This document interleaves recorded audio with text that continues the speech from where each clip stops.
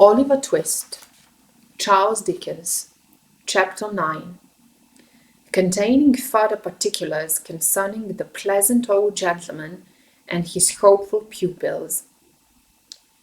It was late next morning when Oliver awoke from a sound long sleep.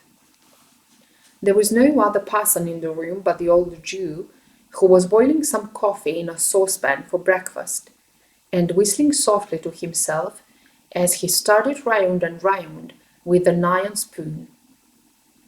He would stop every now and then to listen when there was the least noise below, and when he had satisfied himself, he would go on, whistling and stirring again as before. Although Oliver had roused himself from sleep, he was not thoroughly awake. There is a drowsy state between sleeping and waking when you dream more in 5 minutes with your eyes half open and yourself half conscious of everything that is passing around you than you would in 5 nights with your eyes fast closed and your senses wrapped in perfect unconsciousness. At such times a mortal knows just enough of what his mind is doing to form some glimmering conception of its mighty powers, its bounding from earth and spanning time and space, when freed from the restraint of its corporeal associate. Oliver was precisely in this condition. He saw the Jew with his half-closed eyes, heard his low whistling, and recognized the sound of the spoon grating against the saucepan's sides. And yet the self-same senses were mentally engaged at the same time in busy action with almost everybody he had ever known. When the coffee was done, the Jew drew the saucepan to the hob and, standing in an irresolute attitude for a few minutes, as if he did not well know how to employ himself, turned round and looked at Oliver and called him by his name. He did not answer and was to all appearance asleep. After satisfying himself upon this head, the Jew stepped gently to the door, which he fastened. He then drew forth, as it seemed to Oliver, from some trap in the floor, a small box, which he placed carefully on the table. His eyes glistened as he raised the lid and looked in. Dragging an old chair to the table, he sat down, and took from it a magnificent gold watch, sparkling with jewels. Said the Jew, shrugging up his shoulders and distorting every feature with a hideous grin. Clever dogs, staunch to the last, never told the old parson where they were, never peached upon old Fagin. And why should they? It wouldn't have loosened the knot or kept the drop up a minute longer. No. Fine fellows. With these and other muttered reflections of the like nature, the Jew once more deposited the watch in its place of safety. At least half a dozen more were severally drawn forth from the same box and surveyed with equal pleasure. Besides rings, brooches, bracelets, and other articles of jewellery, of such magnificent materials and costly workmanship that Oliver had no idea even of their names. Having replaced these trinkets, the Jew took out another, so small that it lay in the palm of his hand. There seemed to be some very minute inscription on it, for the Jew laid it flat upon the table, and shading it with his hand, pored over it long and earnestly. At length he put it down, as if despairing of success, and leaning back in his chair, muttered, "What a fine thing capital punishment is! Dead men never repent. Dead men never bring awkward stories to light.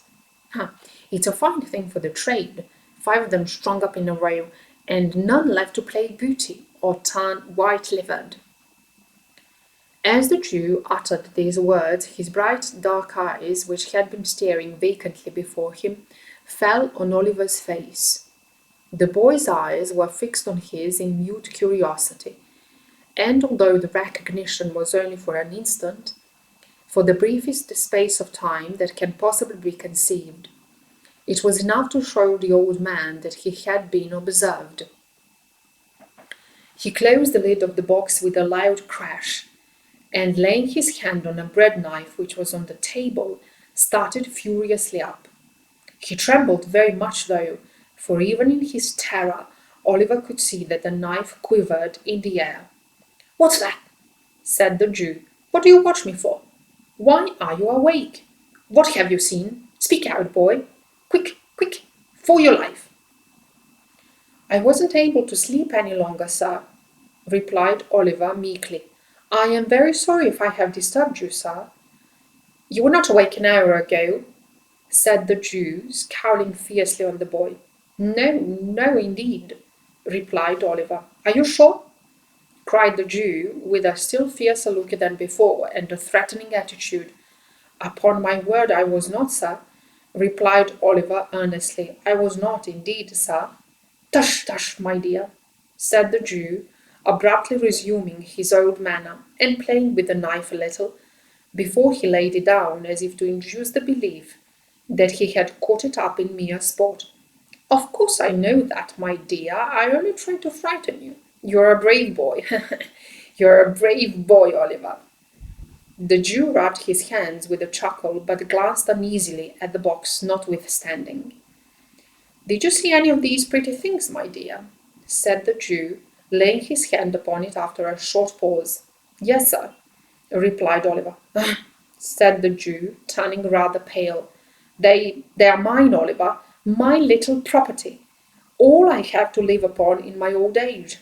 The folks call me a miser, my dear, only a miser, that's all." Oliver thought the old gentleman must be a decided miser to live in such a dirty place with so many watches, but thinking that perhaps his fondness for the Dodger and the other boys cost him a good deal of money, he only cast a deferential look at the Jew and asked if he might get up. "Certainly, my dear, certainly," replied the old gentleman. "Stay, there is a pitcher of water in the corner by the door. Bring it here, and I'll give you a basin to wash in, my dear." Oliver got up, walked across the room, and stopped for one instant to raise the pitcher. When he turned his head, the box was gone. He had scarcely washed himself and made everything tidy by emptying the basin out of the window, agreeably to the Jew's directions, when the Dodger returned, accompanied by a very sprightly young friend, whom Oliver had seen smoking on the previous night, and who was now formally introduced to him as Charlie Bates.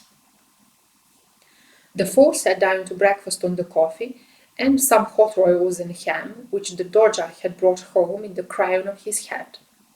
"Well," said the Jew, glancing slyly at Oliver, and addressing himself to the Dodger, "I hope you've been at work this morning, my dears." "Hard," replied the Dodger. "As nails," added Charlie Bates. Good boys," said the Jew. "What have you got, Dodger?" "A couple of pocketbooks," replied that young gentleman. "Line?" inquired the Jew with eagerness. "Pretty well," replied the Dodger, producing two pocketbooks, one green and the other red. "Not so heavy as they might be," said the Jew, after looking at the insides carefully, "but very neat and nicely made. Ingenious workman, ain't he, Oliver?" "Very indeed, sir," said Oliver, at which Mr. Charles Bates laughed uproariously, very much to the amazement of Oliver, who saw nothing to laugh at in anything that had passed. "And what have you got, my dear?" said Fagin to Charlie Bates. "Wipes," replied Master Bates, at the same time producing 4 pocket handkerchiefs. "Well," said the Jew, inspecting them closely, "they are very good ones, very. You haven't marked them well, though, Charlie, so the marks shall be picked out with a needle, and we'll teach Oliver how to do it. Shall us, Oliver, eh?" "If you please, sir," said Oliver. "You'd like to be able to make pocket handkerchiefs as easy as Charlie Bates, wouldn't you, my dear?" said the Jew. "Very much indeed, if you'll teach me, sir," replied Oliver.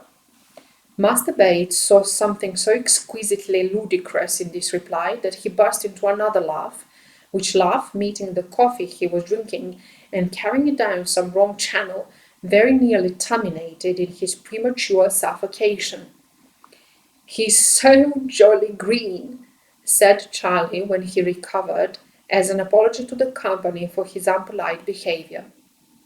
The Dodger said nothing, but he smoothed Oliver's hair down over his eyes, and said he'd know better by and by, upon which the old gentleman, observing Oliver's colour mounting, changed the subject by asking whether there had been much of a crowd at the execution that morning.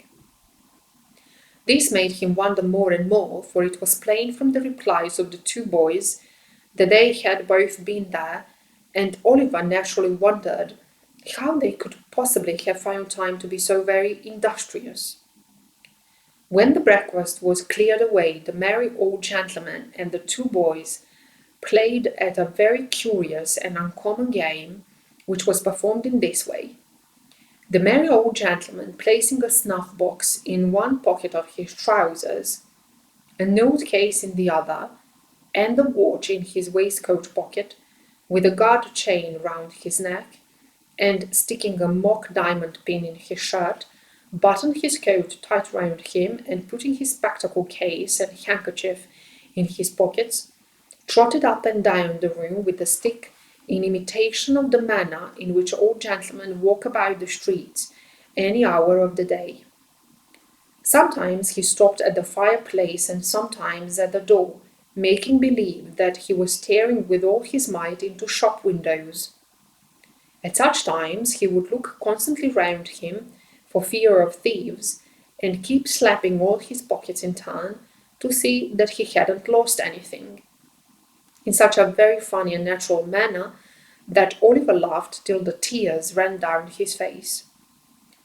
All this time the two boys followed him closely about, getting out of his sight so nimbly every time he turned round that it was impossible to follow their motions.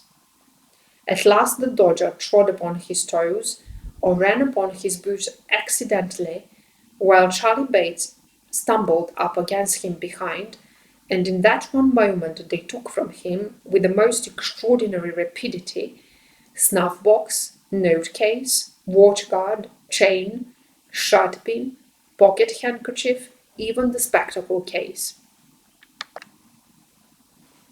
If the old gentleman felt a hand in any one of his pockets, he cried out where it was, and then the game began all over again. When this game had been played a great many times, a couple of young ladies called to see the young gentleman, one of whom was named Bet and the other Nancy. They wore a good deal of hair, not very neatly turned up behind, and were rather untidy about the shoes and stockings. They were not exactly pretty, perhaps, but they had a great deal of colour in their faces, and looked quite stout and hearty. Being remarkably free and agreeable in their manners, Oliver thought them very nice girls indeed, as there is no doubt they were. These visitors stopped a long time. Spirits were produced, in consequence of one of the young ladies complaining of a coldness in her inside, and the conversation took a very convivial and improving turn. At length Charlie Bates expressed his opinion that it was time to pat the hoof.